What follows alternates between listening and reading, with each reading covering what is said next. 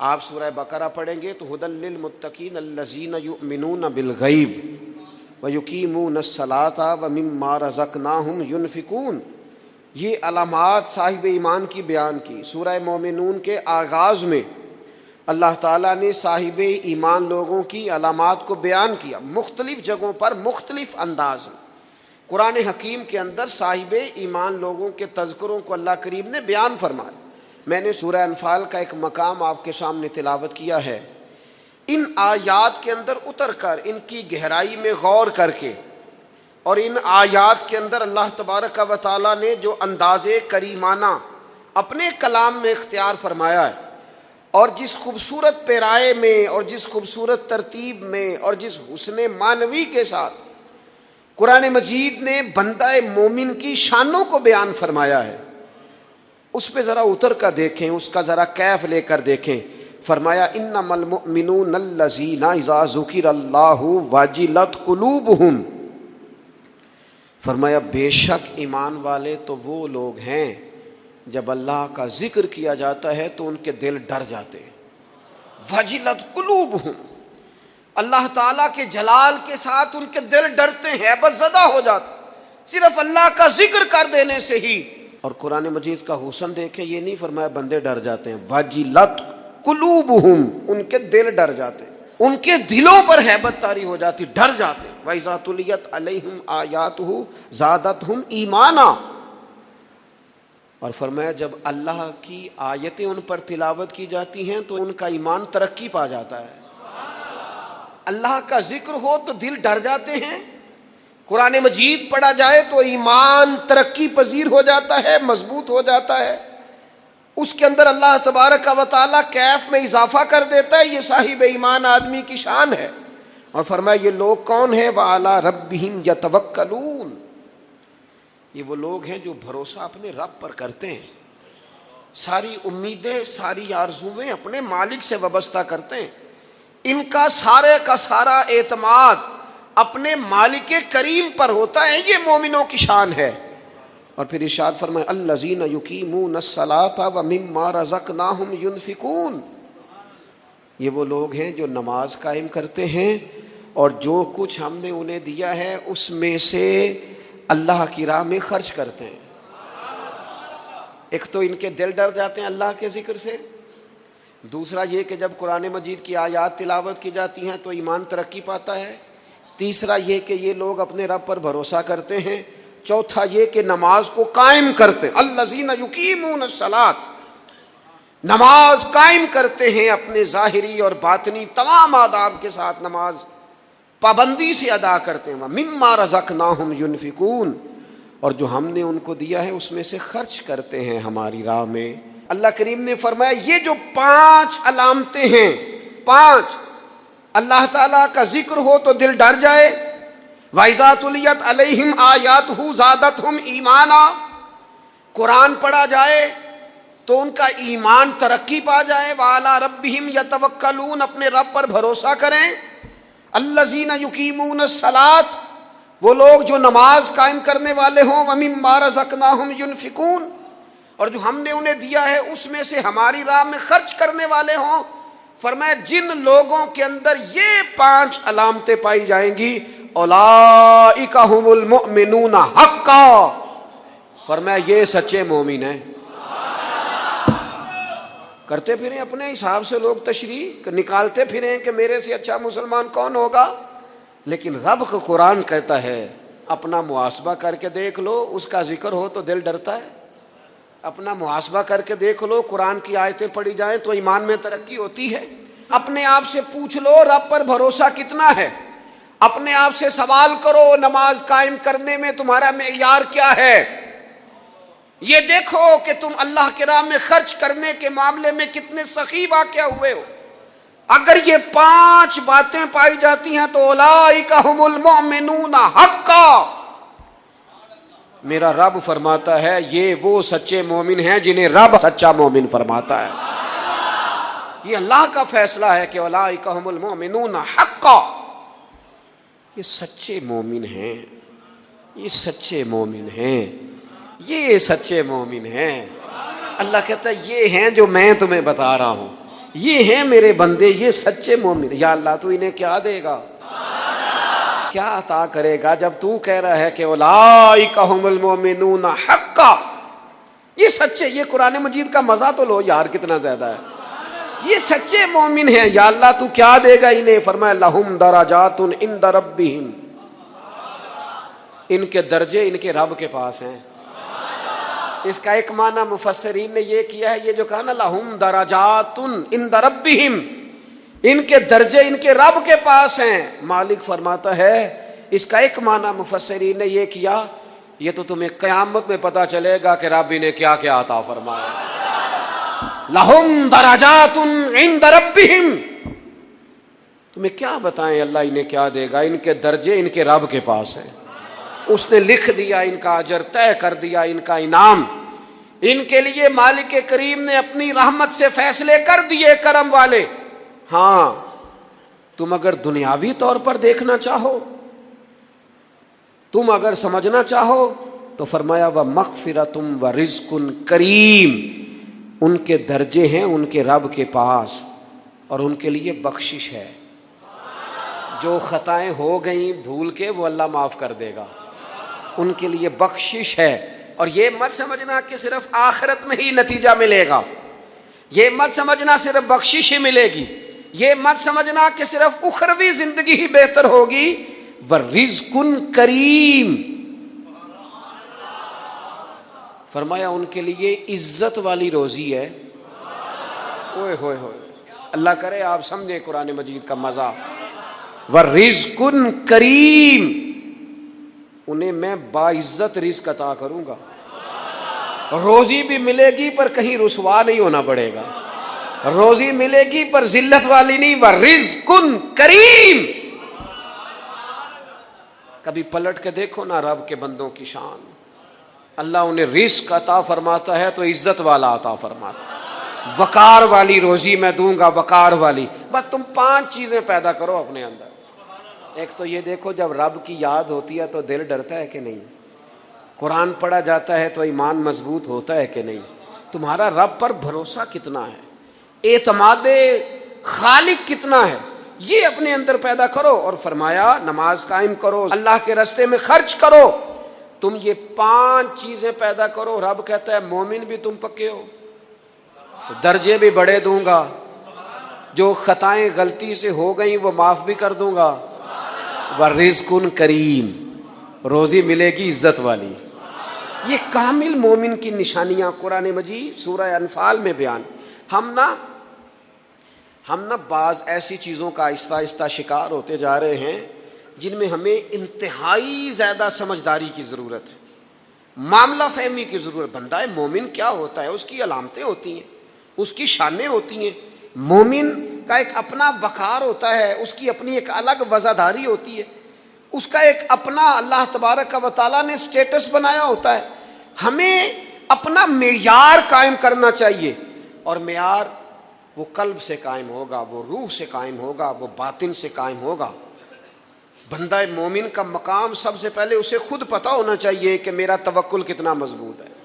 اسے خود پتہ ہونا چاہیے. مجھے نہیں پتا آپ میں سے فجر کس کس نے پڑھی ہے، مجھے تو اپنا پتہ ہے.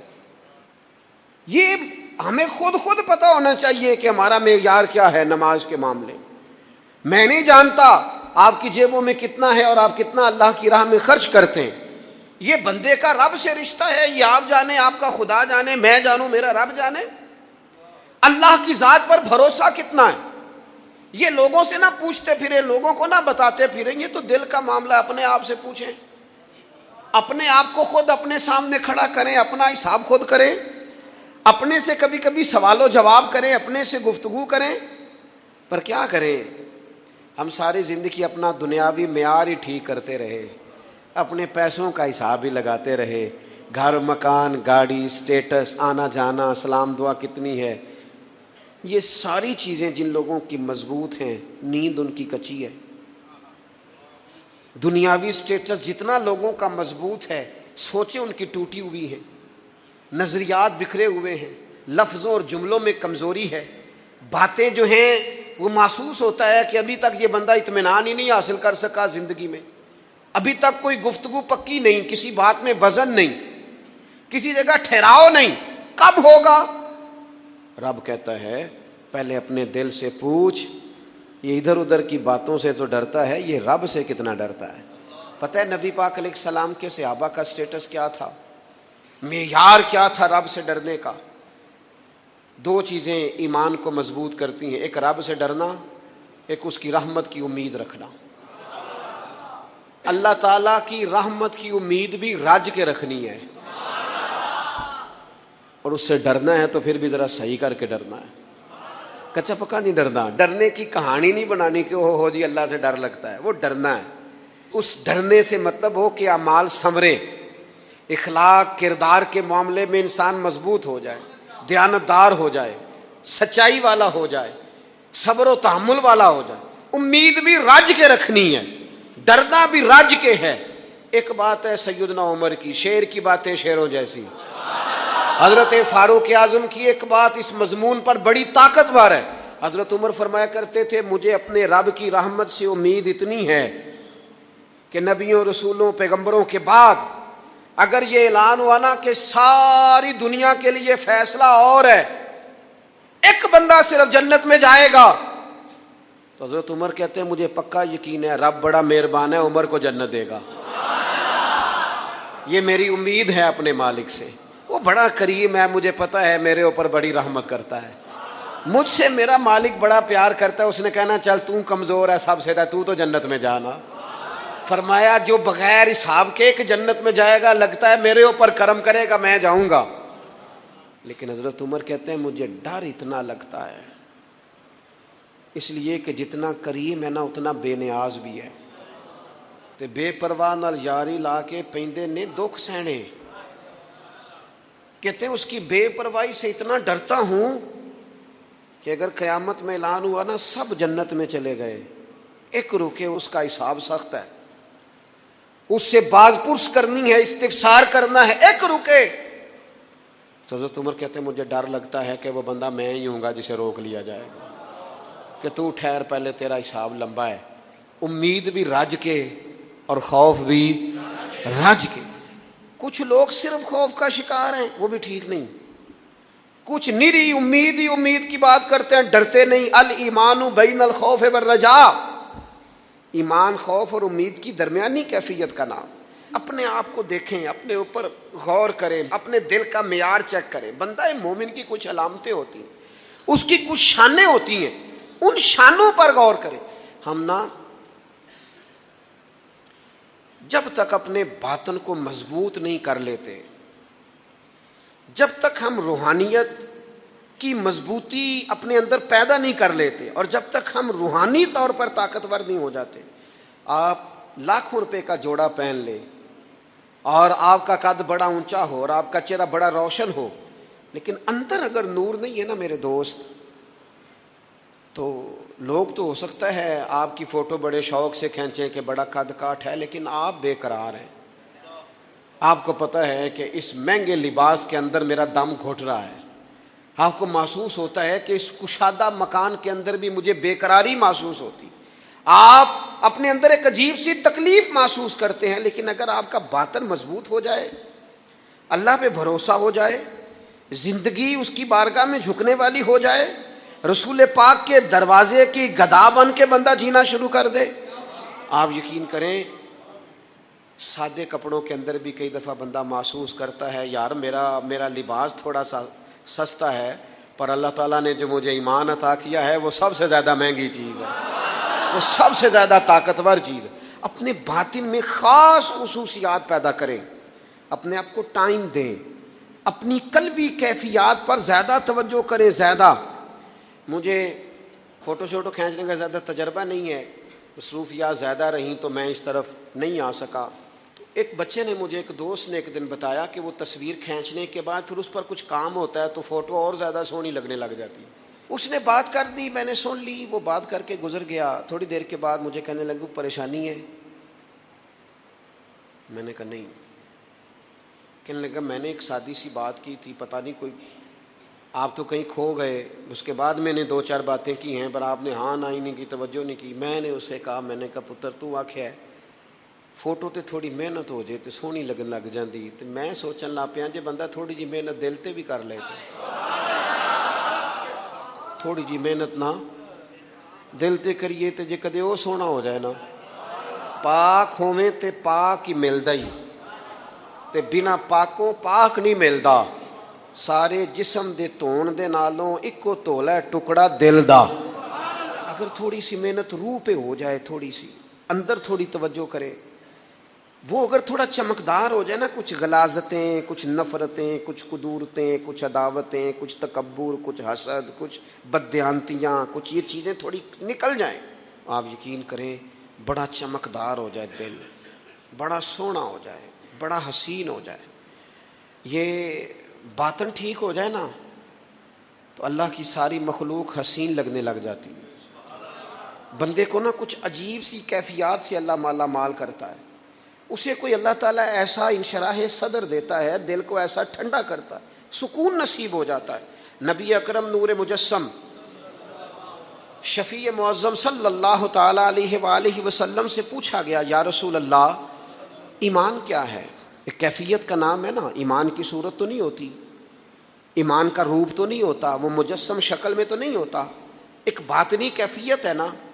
या रसूल अल्लाह सल्लल्लाहु ताला अलैहि वसल्लम आप सबसे आला, उसका मेयार आप ही जानते, करीम बता दीजिए, बंदा नवाजी फरमाइए ईमान क्या है? तो नबी अकरम सल्लल्लाहु ताला अलैहि वसल्लम ने फरमाया, जब तुम्हारी नेकी तुम्हें खुश करने लगे और जब तुम्हारा गुनाह तुम्हें गमगीन करने लगे, तो मतलब ये है कि तुम मोमिन हो। और अगर गुनाह करके भी तुम गमगीन नहीं होते, तकब्बुर करके भी तुम गमगीन नहीं, हसद करके भी गमगीन नहीं, हराम खा के भी गमगीन नहीं, लोगों का दिल तोड़ के भी गमगीन नहीं, किसी के हक पे कब्जा करके भी तुम्हें गम कोई नहीं, बहुत सारे लोगों को बेवकूफ समझकर, नादान समझकर, अहमक कहकर, जाहिल कहकर, इज्जतें उतार कर भी तुम गमगीन नहीं होते, तो इसका मतलब है तुमने मेयारे ईमान को नहीं पाया। हुजूर फरमाने लगे, नेकी खुश करे और गुनाह तुझे गमगीन करे। आप यकीन करें अब नहीं करता लोगों को गुनाह गमगीन। लोग किसी बंदे का दिल तोड़ के, उसकी इज्जत उतार के, उसे परेशान करके, झिड़क के कहते हैं, आया था बंदा सुनाइया मैंने चार, वो तूने गुनाह करके अब तू बता रहा है। किसी को डांट डपट के दिल तोड़ के कहानियां सुना रहा है, चलाकियां करके और तेजियां दिखा के, ये तो बंदा मोमिन की शान नहीं है। मेरे करीम ने तो फरमाया नेकी तुझे सुकून दे, और जब तू गुनाह करके गमगीन हो तो इसका मतलब है तुम मोमिन हो। तो फौरन अर्ज की, या रसूलल्लाह फिर बता दे गुनाह क्या होता है? तो हुजूर फरमाने लगे, जो चीज़ तेरे दिल में खटके वही तो गुनाह है। वो जो चुभ रही है ना, मोमिन के दिल में गलती चुभती है, खटकती है, उसे परेशान करती है ये गलती, अगर वो चुभती है तो फिर इसका मतलब है वो गुनाह है। आजकल ना लोगों ने गुनाह को गुनाह समझना छोड़ दिया है। किसी ने कहा था जुनू का नाम खिरद रख दिया, खिरद का जुनू। जो चाहे आपका हुस्ने करिश्मा साज करे, आप जो चाहे नाम रखें, जो आपकी तबीयत आए आप वो काम करें, आप अपनी मर्जी से नेकी और बदी का मेयार कायम कर लें, ये ठीक नहीं है। अल्लाह के रसूल सल्लल्लाहु ताला अलैहि वसल्लम ने जो आईना एक बंदा मोमिन के लिए बनाया है, उस आईने को हमेशा बरकरार रखा जाए, अपने अंदर वो अलामात तलाश की जाएं जो ईमान के बाद मोमिन के अंदर तब्दीलियां आती हैं, कल्बी तौर पर, रूहानी तौर पर और इखलाकी तौर पर। मैं देखता हूं आजकल ना हमारे यहाँ सबसे ज़्यादा जिस चीज़ का फुकदान है वो मोहब्बत है। हमारे लहजे, हमारा अंदाज, हमारा तरीका, हमारा उठना बैठना, उसके अंदर ना मोहब्बत नहीं। हम ना लहजे उल्फत वाले नहीं, मिजाज मोहब्बत वाला। किसी जगह यार कोई चलो पंजाबी बंदे हैं, एक देसी गल तो सुनाने में मज़ा आएगा। वो एक जगह ना कहीं हम बैठे थे एक दफ़ा, तो किसी शख्स ने किसी से कोई लेनी देनी थी चीज़, तो उसने बात की, तो आपको पता है वो रेट लेने वाला बहुत ज़्यादा मांग लेता है और देने वाला कोशिश करता है सिफर से शुरू करूँ, नीचे से रेट देता है।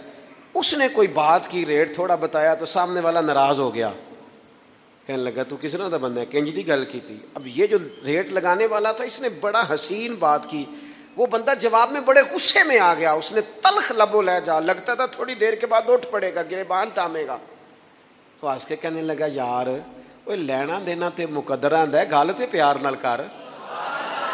میں نہ جناب شاعر مزاج آدمی نہ کئی دفعہ پورا فدا ہو جاتا ہے، میرا دل کرے اس بندے کے ہاتھ چوم لو، اس نے کمال اس نے کہا لینا دینا تے گل تے پیار نال کر یار، 2 گھڑیاں دا بہن ہے، ذرا پیار سے بات کر، کیا ہو گیا تجھے، ملنے آئے ہیں، غنیمت جانی ہے مل بیٹھنے کو، جدائی کی گھڑی سر پر کھڑی ہے، ابھی الارم بجے گا اٹھ کے تو اپنے گھر میں اپنے گھر، او بات تو پیار سے کر، او بول تو محبت کے ساتھ، سودا دینا بیچنا لینا الگ بات، او تو بولا تو ٹھیک کر، تیرا لہجہ تو ٹھیک ہو، تیری گفتگو تو ٹھیک ہو۔ لو سنو نا کیا کہا مدینے والے محبوب نے، کیا بات ہے میرے کریم رسول کی، حضور نے بات کھول کر بیان کر دی، مشکات میں موجود ہے۔ حضور فرمانے لگے اللہ کو ماننے والا، میرا کلمہ پڑھنے والا، فرمایا جو مومن ہوتا ہے نا، مومن ہوتا ہی الفت والا ہے، مومن ہوتا ہی محبت والا ہے۔ مومن اور محبت یہ لازم و ملزوم ہے، مومن اور محبت یہ ایک چیز کے 2 نام ہیں۔ حضور فرمانے لگے مشکات میں حدیث ہے، فرمایا مومن ہوتا ہی محبت والا ہے، فرمایا اس بندے میں کوئی خیر ہی نہیں، نہ کسی سے پیار کرے نہ کوئی اس سے پیار کرے، جو نہ پیار کرے نہ اس سے پیار کیا جائے اس میں خیر ہے ہی کوئی نہیں۔ مومن جو ہے نا، مومن وہ پیار کرتا بھی ہے اور مومن سے پیار کیا بھی جاتا ہے۔ اپنی زندگی کو تلخی، مومن کی شان نہیں تلخ تلخ رہنا، ناراض ناراض رہنا، بے چین سا رہنا، ہر وقت شکوے کرنے، ناراض وقت گزارنا، ہر وقت کوئی نہ کوئی اعتراض کا دروازہ کھول کے رکھنا، ہر وقت کوئی نیا شکوہ، کوئی نئی بات کھول کے رکھنا، اس سے نکل آؤ یار۔ پیار جو ہوتا ہے نا وہ دنیا کو سنوار دیتا ہے، محبت جو ہوتی ہے نا اس کے اندر بڑا مزہ ہوتا ہے، اس میں بڑا کیف ہوتا ہے، اس لیے اپنے لہجوں سے تلخیوں کو نکالیں۔ ہمارے ہاں نا ایک بہت بڑا مسئلہ ہے، بالخصوص ہم جو صوفیاء کی جماعت ہے نا، اس میں بعض لوگوں کا خیال ہے کہ میں نا فلاں درود پاک پڑھوں گا تو نبی پاک کے قریب چلا جاؤں گا۔ کوئی شک نہیں، درود پڑھنے سے حضور کا قرب ملتا ہے۔ بعض لوگوں کا خیال ہوتا ہے کہ نعت شریف کی برکت سے محبوب کے قریب جاؤں گا۔ کوئی شک نہیں، نعت پڑھنا اور نعت سننا یہ بندے کے دل کو حضور کی محبت کے اندر بڑا مضبوط کر دیتا ہے۔ کچھ لوگوں کا معیار ہوتا ہے کہ میں اتنے وظائف اس ٹائم میں مکمل کروں گا تو میں نبی پاک کے قریب جاؤں گا۔ تو حضور نے تو خود بتا دیا میرے قریب کون ہے، درود پاک پڑھنے والے کو بھی قریب بیان کیا حضور نے، جہاد کرنے والا، عبادت کرنے والا، ریاضت کرنے والا، دین کی خدمت کرنے والا، یہ سب حضور کے قریب ہے۔ پر نبی پاک علیہ السلام نے فرمایا تم میں سے، یہ بخاری ہے، فرمایا تم میں سے میرے یہاں میرے قریب سب سے محبوب وہ شخص ہے جس کے اخلاق زیادہ اچھے ہیں، جس کا رویہ لوگوں کے بارے میں ٹھیک ہے، جس کی نیتیں، ارادے، لہجے لوگوں کے حق میں نرم ہے، وہ میرا محبوب ہے۔ حضور فرماتے ہیں میرا محبوب ہے، میرا وہ پیارا بندہ ہے، وہ میرا محبوب ہے امتی۔ تو حضور کا محبوب بننے کا بہترین طریقہ یہ ہے کہ اپنا اخلاق ٹھیک کیا جائے۔ ایک بات اور کرنی ہے، جو دور میرا اور آپ کا دور ہے نا، یہ تیز لوگوں کا دور ہے، چالاک لوگوں کا دور ہے۔ لوگ ایسی بات سناتے ہیں کہ بندہ حیران ہو جاتا ہے، چالاک مزاج، تیز طبیعت۔ میں نے اپنی زندگی میں بڑے بڑے تیز لوگ ناکام ہوتے دیکھے اور بڑے بڑے بھولے بندے، سیدھے سادے، لیکن ان لوگوں کو اللہ تعالیٰ نے اتنا نوازا ہے، اتنا کرم فرمایا ہے۔ لو سنو، ترمذی ہے، نبی اکرم صلی اللہ تعالیٰ علیہ وسلم نے فرمایا جو مومن ہوتا ہے نا وہ بھولا بھالا ہوتا ہے اور شرافت والا ہوتا ہے۔ بلکہ ایک حدیث میں تو حضور فرماتے ہیں مومن اتنا بھولا ہوتا ہے کہ سامنے والا اسے بیوقوف سمجھنے لگ جاتا ہے، اس کا خیال ہوتا ہے اسے تو عقل ہی کوئی نہیں، مومن بھولا بھالا۔ اور ایک حدیث میں یہ بھی لفظ ہیں کہ جنت میں اکثر بھولے بھالے لوگ جائیں گے۔ یہ جو تیزیاں ہیں نا، انسان کا سمجھدار ہونا اور بات ہے، انسان کا تدبر والا ہونا، فہم و فراست والا ہونا اور بات، لیکن چلاک ہونا، مکار ہونا، شیشے میں اتارنا، لوگوں کو اپنے قابو میں کرنے کی کوشش کرنا، اس کو شریعت پسند نہیں کرتی۔ تو نہ بندوں کو چلاکی کر کے قابو نہ کر، محبت سے قابو کر، اخلاق سے قابو کر۔ تو اپنے انداز، بڑی بڑی عجیب داستان سرائی کر کے لوگ دنیا کو جیتنا چاہتے ہیں، اس سے انسان کے اندر کمزوری آتی ہے۔ کچھ جگہ ایسی ہوتی ہیں جہاں تیزیاں، مجھے ایک بات میرا بڑا دل کر رہا ہے، کر لوں، ٹائم تھوڑا رہ گیا ہے۔ حضرت خواجہ معین الدین صاحب چشتی رحمۃ اللہ علیہ نا، خواجہ قطب الدین صاحب بختیار کاکی رحمۃ اللہ علیہ سے ملنے کے لیے یہاں آئے، دلی میں اپنے مرید سے ملنے۔ سب لوگوں سے ملاقات ہوئی تو ایک شخصیت ایسی تھی جن سے خواجہ صاحب کا خیال تھا ملاقات ہوگی، لیکن ملاقات نہ ہو سکی۔ خواجہ صاحب خود ملنے چلے گئے، وہ بھی کوئی دینی تعارف رکھتے تھے۔ آپ نے فرمایا ملنے کیوں نہیں آئے؟ وہ کہنے لگے کیسے ملنے آتا، یہاں میرا بڑا روب تھا، مجھے لوگ جانتے تھے، لیکن آپ نے قطب الدین کو یہاں بٹھا دیا ہے، سب لوگوں کی توجہ ہی ان کی طرف ہو گئی ہے، تو میں کیسے ملنے آتا؟ خواجہ معین الدین صاحب رحمۃ اللہ علیہ خواجہ قطب صاحب سے فرمانے لگے بیٹے کسی کا دل توڑ کے کام نہیں کیا جاتا دین کا، تو سامان باندھ چلے، تو میرے ساتھ اجمیر چل، دلی رہنا ہی نہیں۔ ہم نے کہا حضور جو حکم ہو۔ انہوں نے سارا سامان سمیٹا، اونٹوں پہ رکھا، روانگی ہونے لگی۔ جب دلی سے باہر نکلے نا شہر سے، تو سارا شہر امڑ آیا، حتیٰ کہ بادشاہ وقت بھی منتیں کر رہا ہے، لوگ رو رہے ہیں حضور خواجہ قطب کو نہ لے کے جانا۔ اس شخص کے درد نے پورے شہر کو درد والا بنا دیا، اس کی تہجد کے وقت کی دعاؤں نے بڑے لوگوں کو مسلح پہ کھڑا کر دیا۔ اس شخص کا اللہ پر بھروسہ بڑے لوگوں کو ایمان کو تقویت دیتا ہے۔ حضور مہربانی کریں نہ لے کے جائیں۔ اتنے سارے لوگ رونے لگے اور رنگ اور ہو گیا۔ تو حضرت خواجہ معین الدین صاحب فرمانے لگے پتر سامان اتارو، مصلی بچھاؤ، دلی میں رہنا ہے۔ یہ بھی ایک پیغام ہے، اسے بھی آپ نے یاد رکھنا ہے۔ خواجہ قطب الدین صاحب کہنے لگے حضور آپ نے فرمایا تھا کسی کا دل توڑ کے نہیں رہنا۔ فرمانے لگے اتنے سارے لوگوں کا دل ٹوٹنے سے بچاتے بچاتے کسی ایک کا ٹوٹ بھی جائے تو خیر ہے، اب کسی ایک کا دل بچاتے ساری دنیا کا دل توڑ دیں، اللہ کرے آپ کو اس بات کی بھی سمجھ آئے۔ ہم نا بعض اوقات کسی ایک کا دل بچاتے، ایک کا، صرف اپنا گھر بچاتے ساری دنیا توڑنے لگے ہو، صرف ایک شخص کی رضا کی خاطر ساری دنیا کو توڑ دو گے۔ ایسا نہ کرنا اپنی زندگی میں۔ یہ مت دیکھنا کہ کسی ایک دو تین بندوں کے نفع کے لیے امت کا، قوم کا، ملت کا نقصان کر دو، یہ کام کبھی نہ کرنا۔ ذاتی مفادات کو ہمیشہ چھوڑ کے قومی، دینی اور ملی مفادات کو مقدم رکھنا۔ جو لوگ قومی مفادات کی بات کرتے ہیں نا، وہ لوگ دنیا کے اندر خیر بانٹا کرتے ہیں۔